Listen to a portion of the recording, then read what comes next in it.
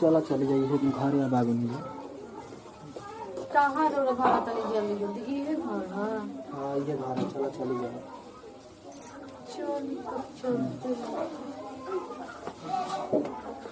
चली ना गिरा रहा डेढ़ बजे से चलिए धीरे धीरे कोई देख तो कोई क्या कर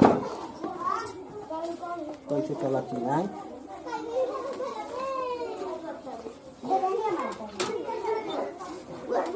हाँ अब तो नहीं अच्छा लगता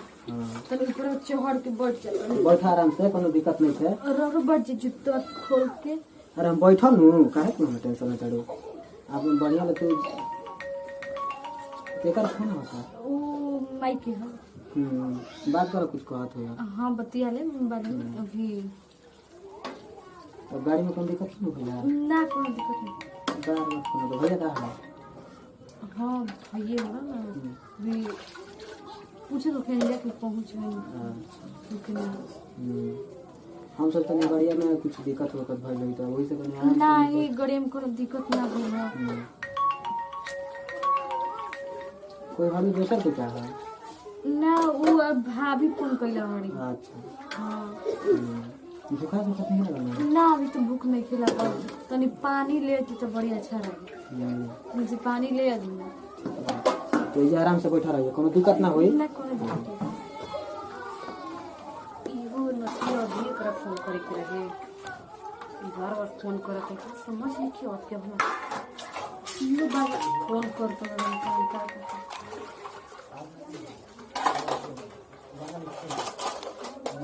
का इनको भी बड़े तो देखिए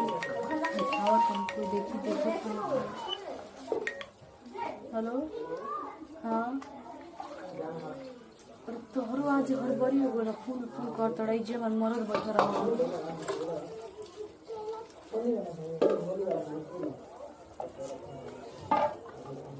तो कैसे उठाइए ये बैठल रहन तारा अपने से नहीं के बुझाते कि अब शादी हो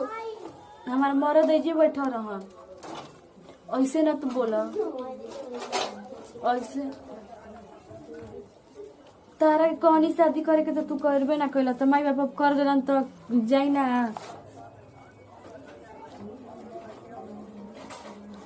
अब माई बाप की इज्जत नहीं के के जब तक पहले कहत रही तब तक तू मन रही ना कैला बात ऐसा बात थोड़ी ना बाकी नहीं खे मुँह मैं तो बड़ ना ना ना ऐसे मत कर ये सब ना करे ना ना मत खाई ऐसे ना करे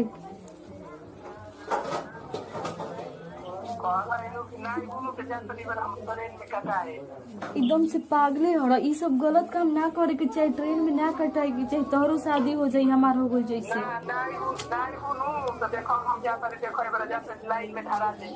अरे तो बात काहे ना समझे ला हर बात की जीत काहे कर ला पहले के आदत अब भुला जा अब हमार शादी हो गई बाटे अरे अभी एगो फसाए वाला काम मत करियो हमरा के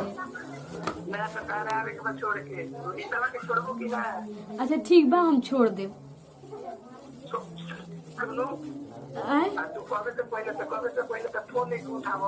अरे तो बगले में रहन तो कैसे उठी थी तारा अपने से नहीं बुझत कि नहीं कि फोन काटत है तो कोई बाटे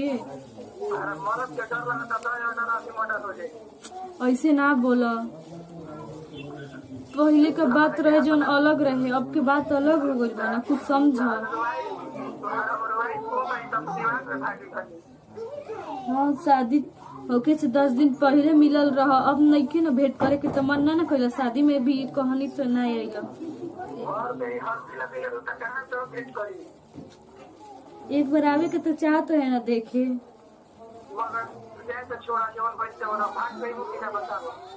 अच्छा ठीक भाई आई ठीक बाटे आज रात के भागत ठीक है बटे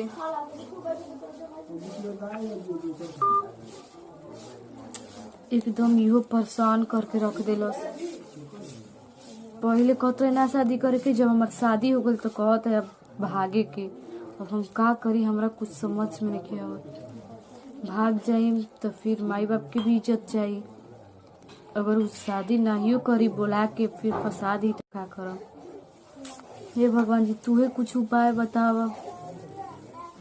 कोई सब समस्या से हमरा के बाहर निकाल। काम कोई के समस्या निकाल। अच्छा आ गए नी रौरा। का टेंशन में का पड़ी ना उ मम्मी के फोन आइल रहे तो पूछत रही कि अच्छा से पहुंच गए तो वही कनी हाँ अच्छा हम पर लगा। मन उदास बा कोनो बात बा नहीं मन उदास नहीं ठीक है बनी। का कहत रही मम्मी पूछत रही कि अच्छा ले बच्चे पहुंच गए तो हम कनी हाँ मम्मी अच्छा ले पहुंच गए। कोनो टेंशन नहीं केनु टेंशन ना कइनी ना कोई टेंशन तो रिवाजे हटे एने ओने आ जाए के हाँ ई तो बात है ये बर्थडे पर के कोनो बात नहीं होला तो कोनो दिक्कत नहीं केनु ना जी कोनो दिक्कत नहीं। सोचा नहीं ना सोचे वाला ना काम कर नींबू तो बनावले बा ए घर से घर जाए वाला हाँ ये तो बात सही है। कोनो भी करना बहुत करवा सही हटा तू का बैठल रह तनी भौजी रे बस बैठ बतियाव पहले हम आवत हम कहां भौजी का होता है कुछ ना जी बताएंगे सब ठीक बा अपन बताओ हमरा ठीक है बर्थडे का करता हूं बैठल बानी का करब कौन कहना तो पढ़ी अभी ना मैं लगल है अभी कहियो तो करबू का हां कहना क्लास में पढ़ी ना कौन क्लास में पढ़ी ला अभी तो नवम बन और सब कुछ घर में ठीक बा ना? हां सब ठीक बा अपन बताओ ये भौजी कितना तू सुंदर लगता हो सही में हां हम तो सोचते ना रही कि हम सुंदर बानी। आई कतना के काना में के हो कोना में बड़ा नीक लगता है आ पता बा मम्मी तो के हीरा के बनवैले हनी ना। हां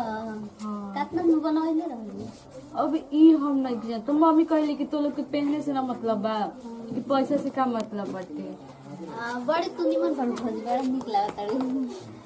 सही में हम निमन लगी ना। हां हमरा तो पता काहे ना शर्मा तड़ू थाकल हो के रात भर के दतनी कपार पर दबा देता नहीं ना दबा देती तनी अच्छा बहुत सर में दर्द बाटे। तेलो तो नहीं के काहे न कहां कुल धइल बाटे चलो रात भर के थाकल हो हमार के कितना अच्छा ननद बड़ी आते होते सर में दबाव तड़ी खुद के दबावेला। अब बस करी दर्द चल गेल बैठी आई बैठी। ए प्रतिमा ये करते थे चलो ना कुल खीर पूरी बना के बटुए छोड़ दे अपने भौजी के तरीका पार पसंद हो पहले अरे रुक अभी अभी नहीं हां लगल तू ना तो सब देखे के बता रे नु अच्छा जा। ठीक है बा ठीक बताओ तन चल ठीक बजाई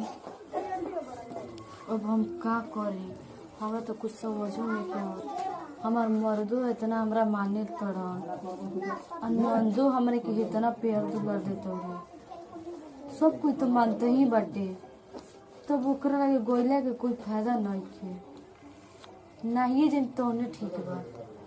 ओकर जाते ब्लैक लिस्ट में नंबर डाल दे फोन ना उठाई और का करम तोरे एक तो शादी ब्याह भइल बाटे मैं पैसा का कइले बड़न इज्जत के बात बाटे एजो की इज्जत चल जाए ओजो को चल जाए ना हम ना जाए। अब फोन कर रही ना तो कह कि नहीं लगा कहिए देते नहीं लगाइए देते नहीं। हेलो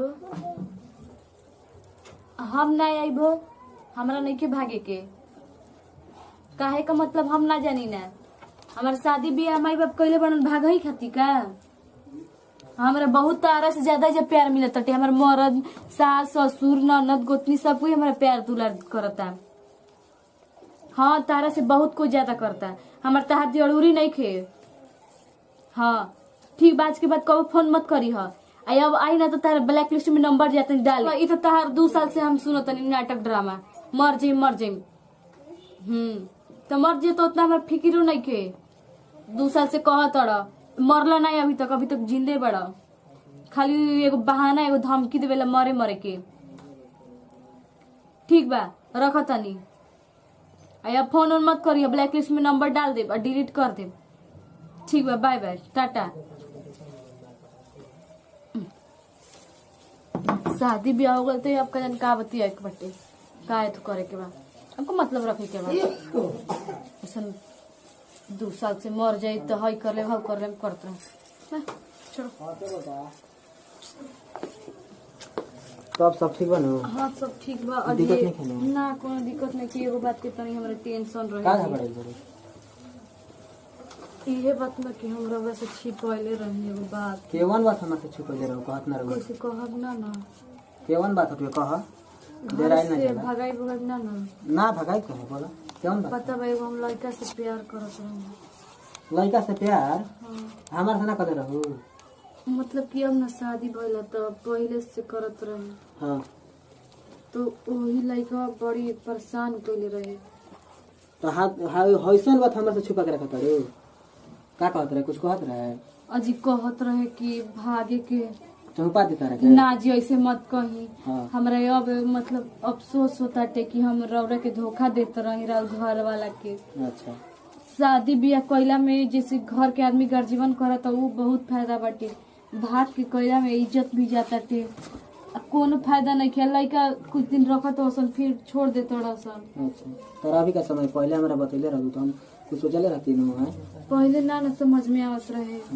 अब समझ में आइला तो वही कहानी है। तो अब कुछ अब ओका सकते कुछ ना विचार बात विचार अब कुछ नहीं के बात विचार हां तो जादी अब हम गलती ना करब। चला जौन भाई ठीक बन वो बात के हम भूल जाते तू ओकर टेंशन मत ल ठीक बेटी हां वो बात के टेंशन हम मतलब सब बहुते सारा टेंशन भूल जा खुश बानी कि हमार पति रौरा जैसन मिललन न तो कोई के ऐसे पति ना मिलेला ना तो ओकर टेंशन तो छोड़ सब हम भुला दिला कि आज के बाद ई सब अब कुछ ना होता ना अब कबो ना करब ऐसन सब गलती। चीज तोहरे पे बाप ना जाना ठीक बा अब कबो गलती ना हो। चलो ठीक है मेरा नाम हम पल्लवी सिंह बनी यहाँ के प्रतिमा राय और यहाँ के रंजय रंजय देहाती बनी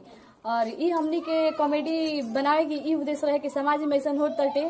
और ई हमनी के अपन चैनल बटे जेकर के एकरा लाइक करी सब्सक्राइब करी और कमेंट में करके बताई कि हमनी के कॉमेडी कैसा लागल।